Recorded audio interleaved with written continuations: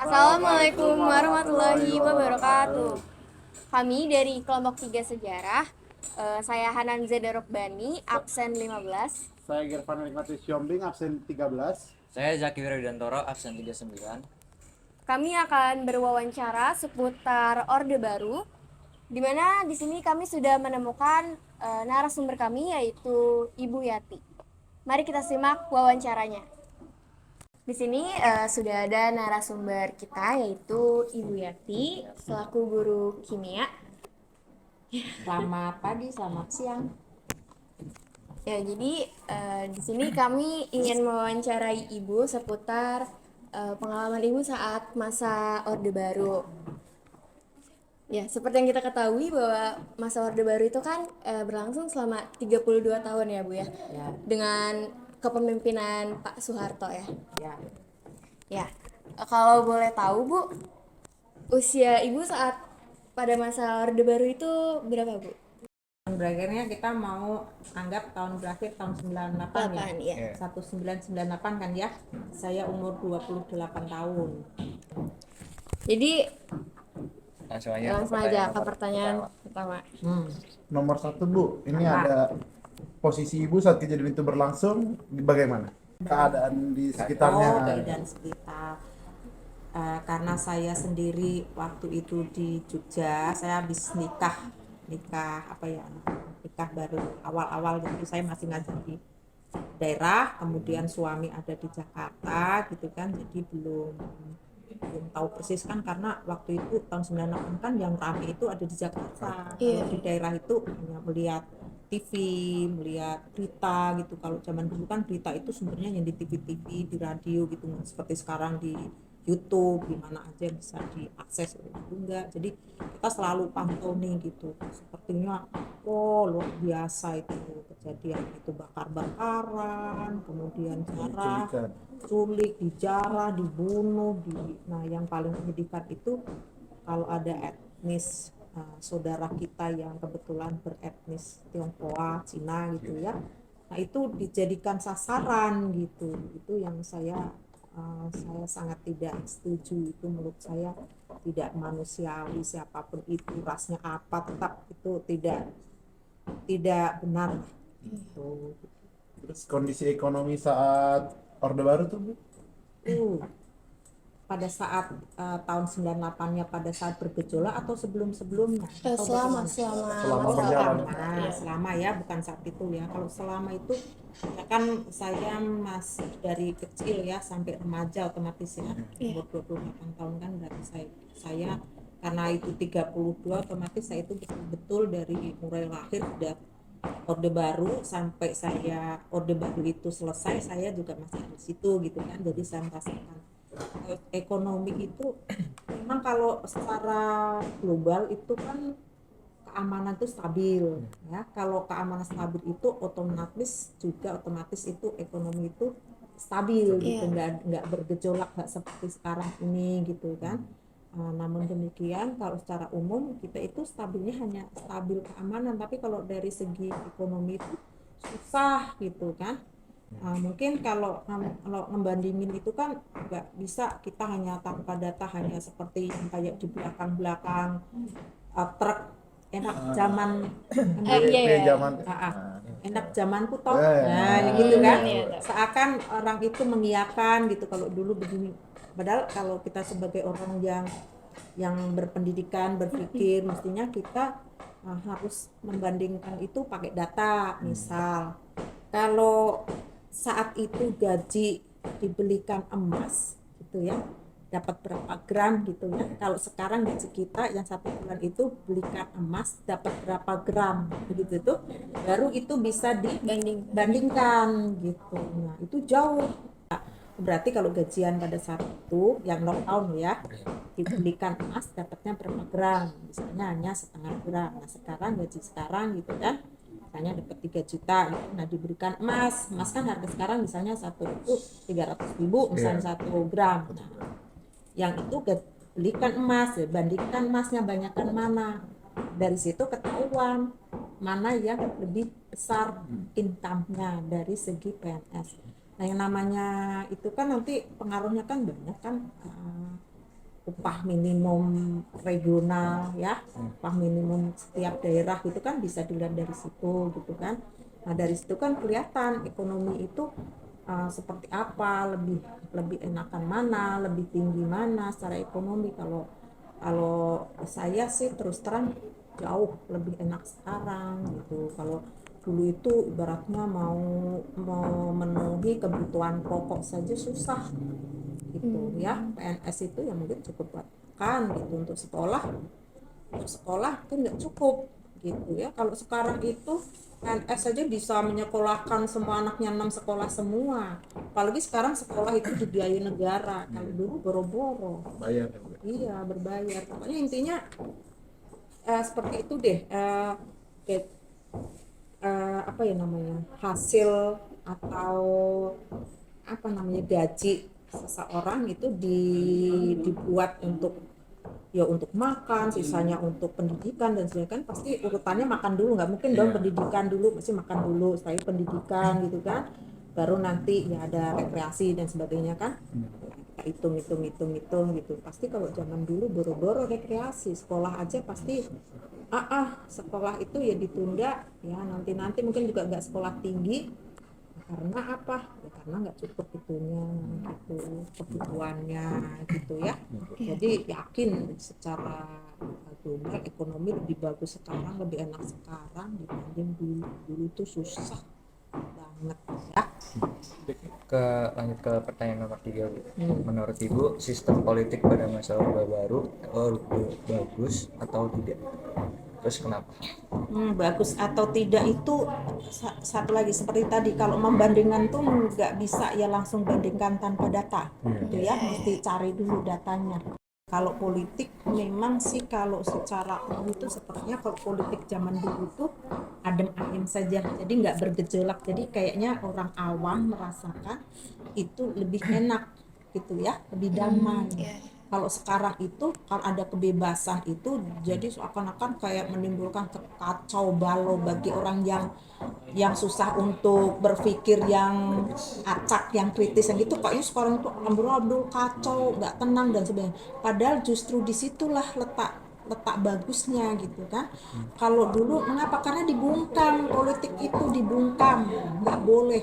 Lihat kalau partai politik zaman dulu itu cuma tiga pun misalnya harus, misalnya PNS harus Golkar, apa tuh harus Golkar, semuanya itu kayak hanya ya biar ada politik tuh gak ada saingannya gitu. Padahal itu juga sebenarnya cuma diada-adain gitu Diatur sebenarnya. ya. Makanya apa? Makanya karena politik stabil bisa sampai bertahan berapa 32 2 tahun. tahun. Itu tuh karena apa? Ditekan terus. Kayak kamu sebentar lagi jadi mahasiswa itu baru berembuk mau ngomong apa gitu aja, tahu-tahu besok mau, jangankan mau demo, belum demo aja udah tahu-tahu hilang, nggak hadir kemana nggak tahu ya, hilang ya. Orang yang sulit nulis di apa namanya, di koran-koran, kalau dulu kan koran langsung, korannya juga hilang, korannya juga di stop, nggak boleh terbit lagi, di bredel namanya. Zaman dulu itu mengerikan, orang itu nggak boleh ngomong apapun ya.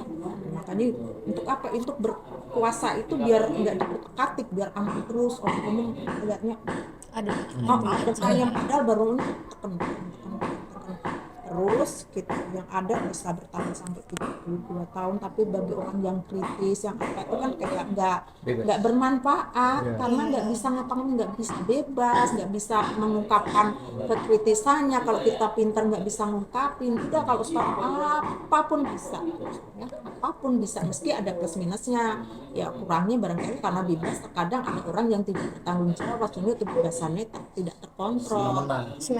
Tapi kan itu ya masihlah kita sebagai orang berpendidikan ya, kita saling kontrol yang lain selain diri kita sendiri ya.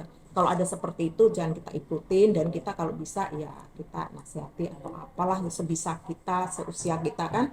Kalau kamu ya seusia kamu mungkin, dan nasihati itu tidak bagus misalnya gitu. Kalau politik sekarang ya sangat bagus itu yang seperti ini, jadi bisa bisa berkembang bagus lah gitu. Terus lanjut ke pertanyaan nomor 4. Hal apa sih yang paling berpengaruh atau berdampak pada Ibu, baik segi ekonomi, politik, atau lainnya? semuanya berpengaruh dong. Segi ekonomi otomatis kan kalau ekonominya lebih baik sekarang kan saya juga bisa apa ya namanya ekonomi membaik kan posisi saya juga lebih settle, saya juga lebih bebas, lebih tenang. Apapun itu kita impossible lah kalau tanpa perlu uang. Kita kan segala apapun kan perlu uang, meskipun tidak uang itu tidak segalanya, tapi kita mau ngapain, kita mau refreshing perlu Memerlukan uang ya kan, Iya. mau makan yang pilih-pilih tempat pakai uang gitu kan, berarti kita mau donasi, kita mau membayar apa, mau sedekah orang miskin perlu uang gitu kan. Dari segi ekonomi kalau bagus otomatis saya juga lebih bagus lagi, lebih settle kalau segi ekonomi. Jadi tuh kalau segi politik ya saya pastinya suka sekarang. Dan kalau ditanya apa yang Apa yang paling berpengaruh? paling berpengaruh ya, kalau politik pastinya berpengaruh, karena kan yang tadinya saya jadi males mau bicara itu aja, males takut saya juga diculik ya.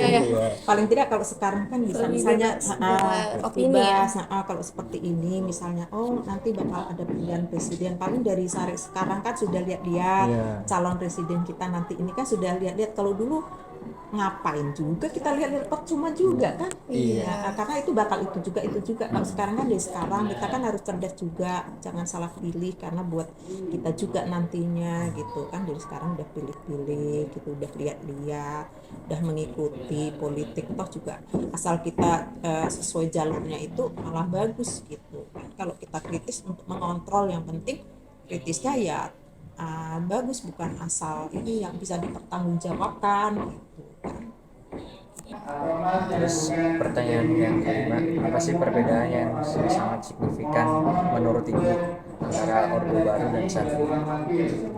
Perbedaannya Ya, perbedaannya ya banyak. Kalau zaman dulu itu kan namanya apa aja tuh, kita tuh dibelenggu gitu, seluruh Indonesia tuh kayak dibelenggu gitu maunya. Makanya kan sampai bisa kekuasaan presiden bisa 32 tahun tuh karena dibelenggu gitu loh.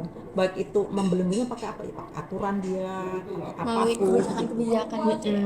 Kan kalau dulu itu ada MPR misalnya membuat GBHN gitu-gitu kan, nanti GBHN dilaksanakan presiden gitu kan. Kita hanya sebatas ngontrol pun nggak bisa ngontrol gitu, karena ya itu tadi setiap mau ngomong mau dibunuh gitu kan, tahu-tahu hilang ya, nggak usah kamu bisa browsing hilangnya bagaimana. Yang lebih sadis lagi yang dulu, yang mahasiswa itu yang diikat itu, dibawa ke laut misalnya gitu ya, terus diikat pakai apa yang berat, pakai batu apa pakai besi apa yang kencang ininya juga, di matanya ditutup, tangannya dibotol dan sebagainya kan, kan terus ke dalam kan, jadi nggak ada pembunuhan, nggak ada apa kan, hilang gitu. Ada juga yang begitu kan, ada aja yang selamat kan, jadi bisa testimoni gitu. Jadi apa tadi yang pengaruh yang paling signifikan tadi Iya, paling signifikan. yang itu tadi, kalau dulu itu tenang tapi membelenggu kita. Nah, kalau sekarang itu kan bebas. Cuman mungkin karena udah terlalu lama dibelenggu, ada orang yang tidak siap dengan kebebasan gitu, sehingga bebasnya tidak bertanggung jawab, digunakan semena-mena. Nah itu menurut saya juga menjadi pembeda, dan menurut saya juga membuat saya juga jadi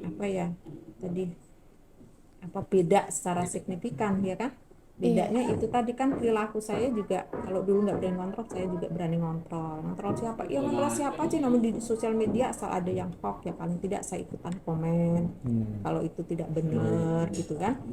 Bagaimana caranya itu, kalau saya punya data yang bagus ya, data itu saya share, linknya diberikan biar dia juga ada pembanding bacanya, barangkali ketidaktahuan dia sehingga hoax disebarkan kan. Kita sebagai saya terutama pendidik paling nggak ngasih link-link yang benar, yang sesuai data gitu.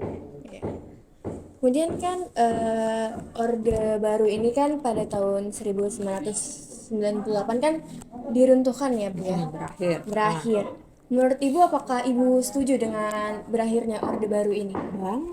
Banget. Setuju Iya. banget. Nah, saat Orde Baru ini ingin diruntuhkan, kondisinya tuh gimana sih Bu, kalau boleh tahu? Berarti pas 98 Iya, pas 98-nya. itu kacau balau. Iya, kacau balau ya, Karena Bu, ya. dalam situasi yang kacau itu kan jadi orang mau ganti apa namanya kekuasaan itu kan lebih gampang. Waktu itu gedung DPR sampai naik-naik di gedungnya gitu kan. Untuk itu apa namanya yaitu untuk pembubaran pembubaran sistem saat itu untuk menurunkan presiden dan sebagainya itu kan dibuat kacau balau ya, cara itu juga keamanan juga kacau ya kan, tidak aman gitu karena ya mau diganti dengan sistem yang baru tadi. Ya kalau ditanya tentang prosesnya sih ya saya tidak setuju proses yang seperti itu gitu ya, ada kekacauan itu gitu ya. Jadi kalau misalnya akhirnya jadi seperti ini sih ya saya setuju. Ya itu tadi kacau balau itu yang tidak setuju, apalagi menurut saya pelanggaran HAM di mana-mana. Iya. Yang saya garis bawahi bahwa saya sangat tidak setuju siapapun dia, mau Kristen, mau Katolik, mau itu Konghucu, mau itu Cina, itu apapun rasnya, saya tidak setuju. Kita sama-sama manusia, makhluk Tuhan. Udah, sebenarnya sudah cukup sih Bu untuk wawancara mengenai seputar Orde Baru ini. Terima kasih atas waktu Waktunya. yang telah Ibu luangkan. Makasih Bu. Sekian wawancara dari kelompok kami, kurang lebihnya dimohon maafkan. Wassalamualaikum warahmatullahi wabarakatuh. Waalaikumsalam warahmatullahi wabarakatuh.